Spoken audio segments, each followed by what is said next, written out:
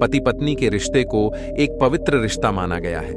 ये एक ऐसा रिश्ता है जिसमें दोनों ही एक दूसरे से जिंदगी भर साथ निभाने का वादा करते हैं। वहीं इस रिश्ते के बीच कोई आ जाए तो इस रिश्ते की बुनियाद टूट जाती है, जिसके कारण लड़ाई झगड़े होते हैं और अलग होने की बात तक आ जाती है। लेकिन गौतम बुद्ध का कहना था कि हर पुरुष की 4 पत्नियां होनी चाहिए।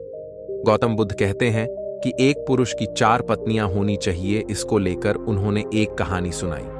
वहीं इस कहानी के अनुसार एक पुरुष कई पत्नियां 4 पत्नियां थीं।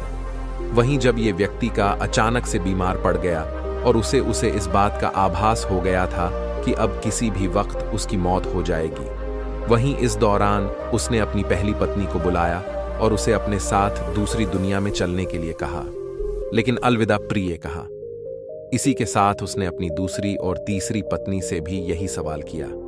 तो दूसरी पत्नी ने जवाब दिया, प्रिय पति, आपकी पहली पत्नी ने आपकी मृत्यु के बाद आपका साथ देने से इनकार कर दिया, तो फिर मैं भला आपके साथ कैसे जा सकती हूं, क्योंकि आपने मुझे केवल अपने स्वार्थ के लिए प्यार किया है।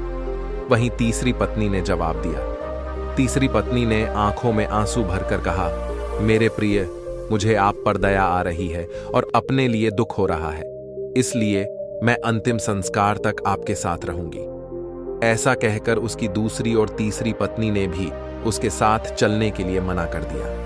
इसी के साथ जब उसने ये सोचा, जब मेरी 3 पत्नियों ने मना कर दिया है तो चौथी पत्नी मेरे साथ अंतिम सफर पर चलने के लिए मना ही कर देगी। लेकिन इस आखिर समय कि वो खुद को अकेला महसूस कर रहा था, इसलिए उसने अपनी चौथी पत्नी से भी यही सवाल किया और चौथी पत्नी ने अपने पति के इस सवाल का जवाब हाँ में दिया। चौथी पत्नी ने कहा कि मेरे प्यारे पति, मैं तुम्हारे साथ जाऊंगी, कुछ भी हो मैं हमेशा आपके साथ रहने के लिए दृढ़ संकल्पित हूं, मैं आपसे कभी अलग नहीं हो सकती। वहीं गौतम बुद्ध द्वारा बताई गई इस कहानी खत्म करते हुए उन्होंने कहा कि प्रत्येक पुरुष और महिला की 4 पत्नियां या पति होते हैं और हर एक का खास मतलब होता है। पहली पत्नी हमारा शरीर है, दूसरी पत्नी हमारा भाग्य, भौतिक चीजों, धन, संपत्ति, प्रसिद्धि, पद और नौकरी है। वहीं तीसरी पत्नी हमारे रिश्ते नाते, हमारे माता पिता, बहन और भाई, सभी रिश्तेदारों, दोस्तों और समाज है। और चौथी पत्नी हमारा मन या चेतना है।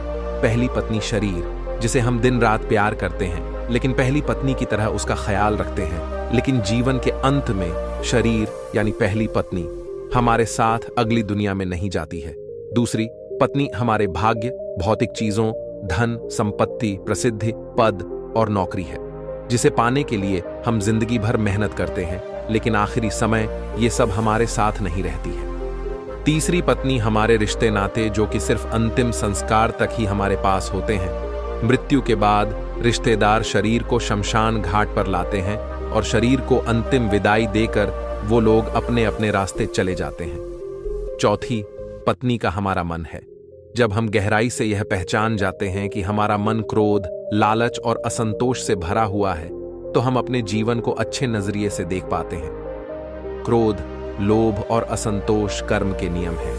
हम अपने कर्म से कभी पीछा नहीं छुड़ा सकते हैं। जैसा कि चौथी पत्नी ने आखिर सफर पर उन्हें एक साथ चलेगी, तुम जहां भी जाओगे मैं तुम्हारे पीछे चलूंगी। यही है कर्म जो साथ जाते हैं। दोस्तों, अगर आप भी गौतम बुद्ध के विचार सुनना पसंद करते हैं तो हमारे इस चैनल बोधि ज्ञान को सब्सक्राइब जरूर कर लें और इस कहानी से जुड़े अपने महत्वपूर्ण विचार हमें कमेंट बॉक्स में बताएं। धन्यवाद।